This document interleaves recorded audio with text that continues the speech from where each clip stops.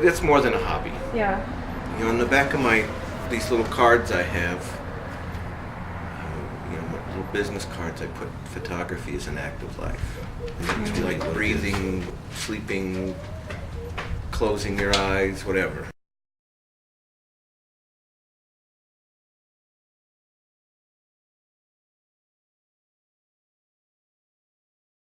My photography experience, I like to think, began when I was in the 9th grade. Nice. So I've been doing it, since then. So that would be 28 years. Oh wow. Just as an amateur. Yeah. Some people think of me as a professional or semi-professional or whatever. I don't make any money off of it. Saying using a Holga is, anything new, and some people think this whole hipster bullshit. I don't know quite what that's all about, but I've been shooting with these for too long to ever try to something else. I've been shooting these for 18 years, so yeah. And I've never really thought of myself as someone to keep up with the Joneses or this is my thing, and I do it my way. Yeah, and why? I mean, you're doing so great with that. Yeah, it's and something unique that you can. In a certain element, it is, and within the fly fishing, because I've gotten a lot of great responses. They're all plastic. The idea behind these, when they were first introduced in China in the early '80s, was to introduce photography to the masses, because they're real cheap. They're unmodified. You can get them for about $22 or something. I don't remember the exact price anymore. It's gone up a little bit. But I buy them from a guy who modifies them, and they're for like 32 or something. I don't remember the exact amount now, but I've got 6 of them, and I kind of shoot. They're all a little different.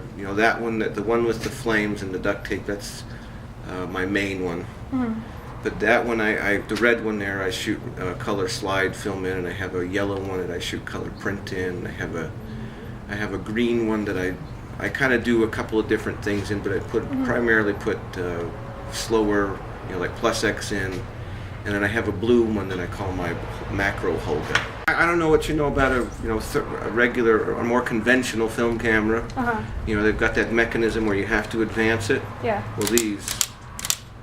There is none. They just go. And you can do a double, triple, whatever exposure, however you want. And just like overlay it? Yeah, this was kind of what started me using Holgas. It was about 18, it was a little more than 18 years ago now. I was in college at Weber State. Yeah. In my last photography class, second to last quarter up there. And my wife and I at the time were pregnant, and so I needed a project. I don't know if you have any kids or not. Yeah, I have a little girl. Okay, that's what I thought. So when, as the male half of this thing, you're just kind of, along for the ride, Yeah. So when my son was born, and that one photo, to this day, I have no idea how many exposures are on there. I was kind of just taking in the moment, kind of scared, kind of wow, kind of all this kind of stuff. And I don't know how many different exposures are on that to this day.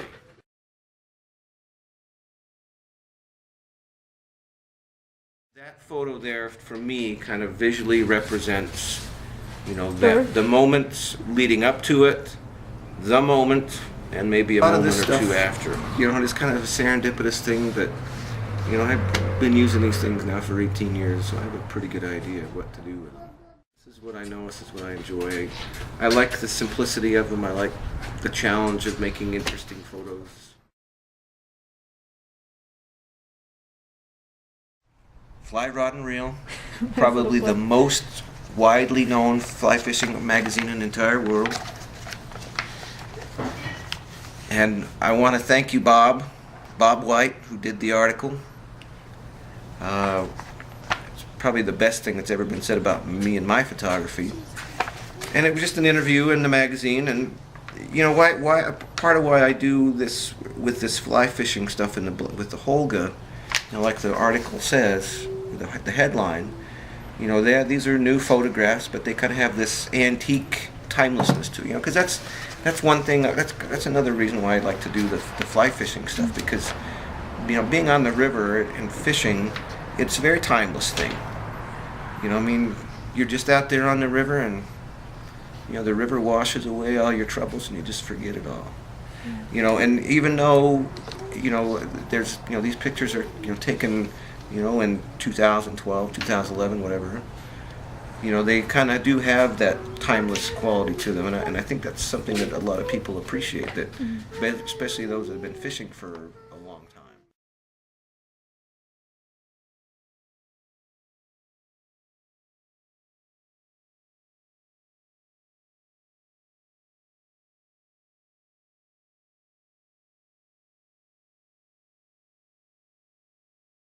With these trout dreams, when I really get into something, I have these dreams about them.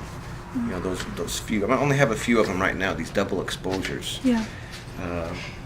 Where, and a big part of what it was kind of started my whole dream thing, and photography. We rewind in my life about 13 years ago, when I was big into something else, mountain biking, and I had these dreams that were very vivid about mountain biking. I would be riding along on someplace, Moab or the Crest Trail up here in Salt Lake, and these little moments from these dreams would pop into my head while I was riding along, and I'm like, okay, boom, gotta stop. So I would take these, these double exposures. There were a couple more, but these are my favorites. There was kind of a short-lived thing.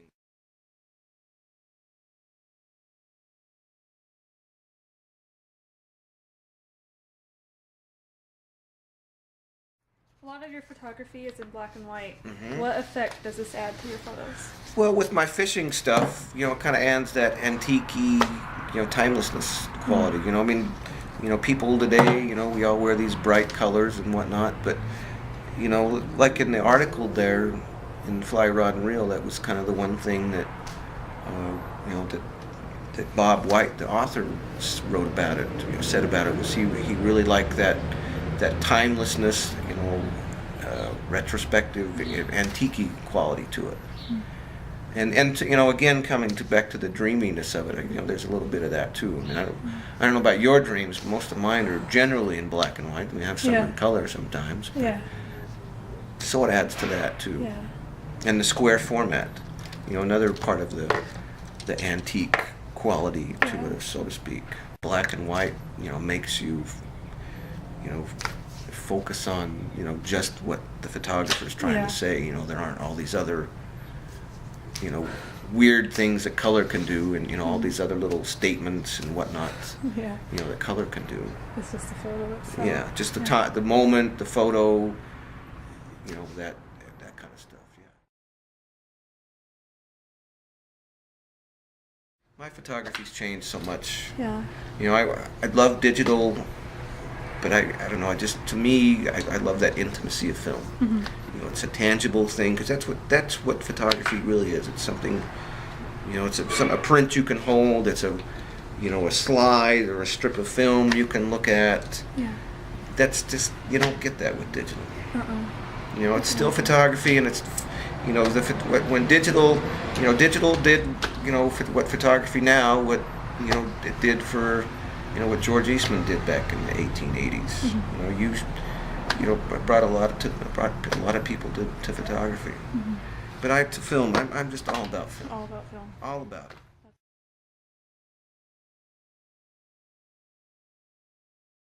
I'm a veteran. I spent 21 years in the National Guard here in Utah, and my last 4 years I was mobilized on active duty with a warrior transition unit, helping take care of of wounded soldiers who'd been in Iraq and Afghanistan. And this is a friend of mine, a soldier who was a part of my platoon that I helped take care of, Specialist Charlie Nichols. I hope you're still around. Hope you're doing all right. He was a part of a unit of 40 that went to Afghanistan, and I don't know where, but of the 40 that went to Afghanistan in his unit, 5 of them came back with some kind of cancer. and he came back with a macular cancer. And this was a photograph that I took of him where he was from in Arizona. When I was down there, and I was kind of, down there helping out on a little get together for some of our soldiers that were down there. And I knew when I first met him some months before I wanted to make a photo of him. And I've taken lots of photos of other soldiers that I've, wounded soldiers, but this one is really the one that's, works out the best. And if I ever get the opportunity, and when I get the opportunity to, I try to do photos of some of my wounded soldier friends. But this one, I don't know. Yeah.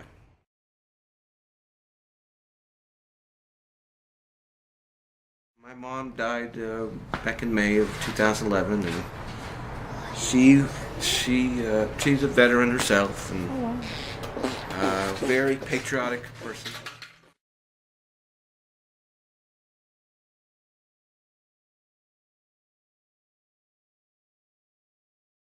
Another one of my favorites. This is one I did about 2.5 years ago. This is on the Green River.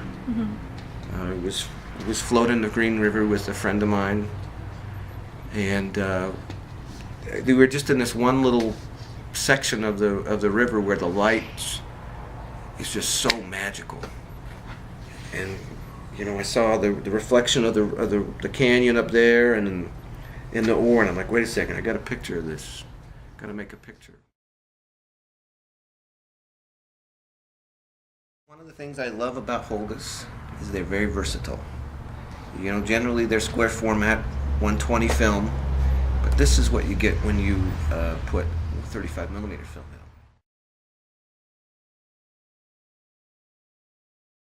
I mean, every photo and every place I've been to has been a great experience. I've been probably the coolest thing so far. In 2006, I went to the Maine photographic workshops on scholarship. When I was in college, I would keep this little photography journal of sorts. And this goes back to 90 or 91. In this little journal, I wrote photographic goals for summer and school year 90, 91. I don't remember quite what it was, but was to attend the Maine photographic workshops. And, it took me 16, 17 years, whatever it was now, but I made it, and I did it on scholarship. Wow. It was the coolest thing so far. Yeah. Being exhibited certainly been fun, but I've had a few small things here and there, and there was a big group thing that I was a part of in 2007 with a group called the Salt Lake Seven. That was great, and that was down at Art Access. And seeing your stuff published in a magazine is cool. Yeah. And having an article written about you was even cooler. I used to think of myself as, just some guy who carries around a camera, and then I kind of, I'm pretty good at this. Yeah. So I'm a photographer, but I kind of think of myself as a photographer, an artist. At what level I'm at, I don't know. I'm at the level where I want to be, and I'm happy about being there. A lot of great experiences. I mean, that's why I keep doing it. I've met lots of great people, through my photography. Been to a lot of great places and events. Like I said, the Red Bull Rampage for one. I love doing that. I got to 3 of the 4 original ones. Had a couple of photos published with that locally. Wow. We got a lot of great memories from. What are your insecurities when it comes to photography? That people won't see my stuff and won't like my stuff. I put stuff on Flickr and my blog site, and I know people see it, but I really would like to see people say stuff about it. Yeah. If they hate it, hey, great. I mean, that's the thing about art. Cause a reaction, good or bad. Yeah. If it's good enough that people are going to say something or respond to it, good or bad, Yeah. That's. That's awesome. But I wish people would say more stuff about mine. Instead, they would just put a like on it. Yeah, Yeah. yeah. Even if it's, hey, great photo, that's fine. Yeah, just a little something. Yeah, just a little something, But you get good comments out there online too, but not a lot, And I know, people need to. It takes a lot of time and effort, and people don't always have a lot of time and effort to do stuff. Take a moment and say something. It'll make, not only will it make my photography better, it will make your photography better. But because that's another thing, people don't. People think that they're bad photographers who will never get to be the photographer they want to be. But the best way you can do that is by, saying something, commenting, providing constructive criticism. Look beyond your subject. If there's a tree sticking out of a guy's head, that's not going to make for a flattering photo. Move. Background first. Yeah, or if there's some weird wire, don't Photoshop it out. Again, this is just one photographer's, aspect or point of view on it, but move. Don't Photoshop it out. That's lazy. You'll be a better photographer by making a photo there, with the right, right scene, right light, right settings, instead of having to fix it with Photoshop. Yeah. Not to say that Photoshop doing that is a bad thing, but you'll be a better photographer by doing it right there and then in the camera. Yeah, that's great advice. Whatever you do in life, be it photography or anything else, have fun, make it your own. And photography, the one little advice I've ever been given that I really think it's true is, and you probably hear variations of this throughout. Shoot from the heart, shoot from the head, shoot from your heart, and shoot from your gut. Mm-hmm. So if you love it, get it. You gotta love it. Yeah. Whatever it is, yeah. Photography, being a ditch digger, being the president of whatever, doing whatever. You gotta love it. Yeah, whatever you do. Make it your own.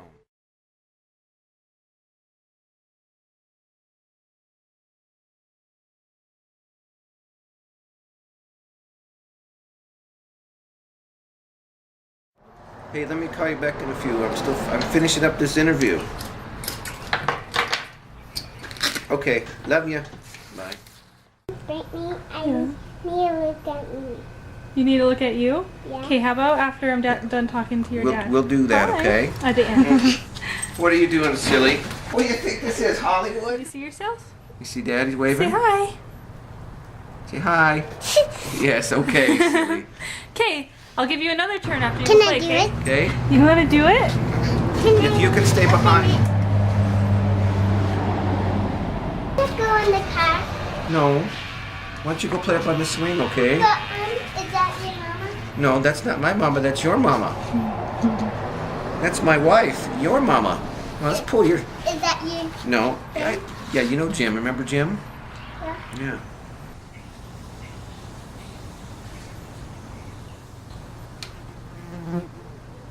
Can I go inside? Yeah, go inside. The door's open. Hold on. You got it? The richest of the river, too. I'll wait till... Yeah. Hey, Mariah, why don't you go put on the patio? Huh? Why don't you go play on the patio with your car? Huh? Why don't we go on the patio? Do that again. In a few minutes, okay? When we're done, I'll push you around. Okay, can you go play on the patio? Just try to get the diversity. Yeah, You know, just... Takes all kinds. Yeah, just try to show that it's not it's not black and white. Like, it's not like... It is black and white. Well, yours is. Yeah. Well, it's not like, you know what I mean? It's not... This is not a role that... Like, a lot of people, a lot of careers or hobbies or whatever have a certain role. And I think photography is so broad, and I just kind of want to show that. Do you do photography yourself? Yeah, I am trying. I'm kind of like stepping into it, trying to like... Well, maybe one day you might think about getting one of those. Yeah, I really though, because I'm so intimidated by film. I've never like...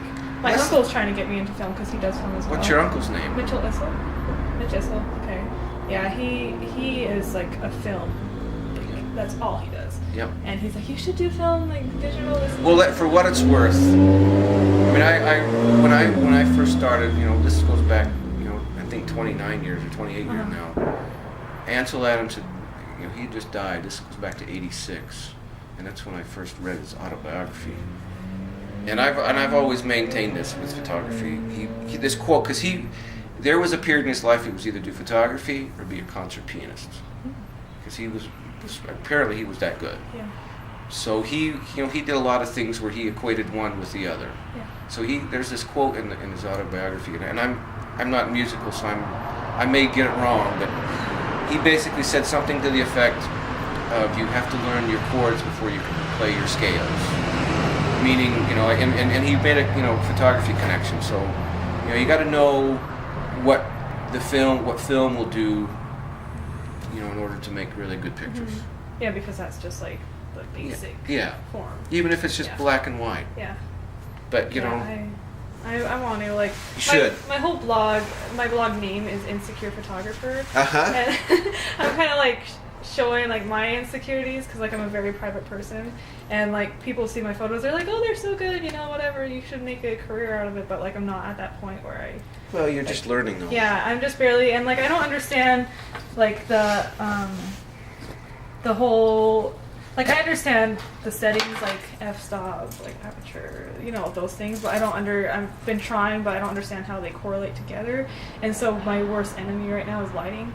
And then... See, this is great lighting here. Yeah. Even was sitting here, that was great lighting. Yeah, it's like, but then I'm like out, and people want pictures like out in the grass and stuff, and I'm like, I don't have those big, like, umbrellas, or those big, like, soft boxes, or those little things, and so... Yeah, I thought this would be a good project just to kind of like... Well, I'm excited about it. Yeah, I am too. I'm really, like, this went great. Like, I was a little bit nervous at first, but like, I couldn't tell. Fun. Really? Oh, I thought you could see me shaking in my boots. My sneakers. Yeah, I've never done anything like this. Like, I've never gone out and like... Well, that's the thing. You got to step out of your comfort zone. Yeah, that's the point, actually, that I try to make in my blog. Like, I'm like, That's the only way you're going to get good at something. Yeah, my teacher, he was talking about how he was really nervous when he started teaching, and he said he kept doing it, and it's just like comes to like second nature, and that's what I'm trying to do with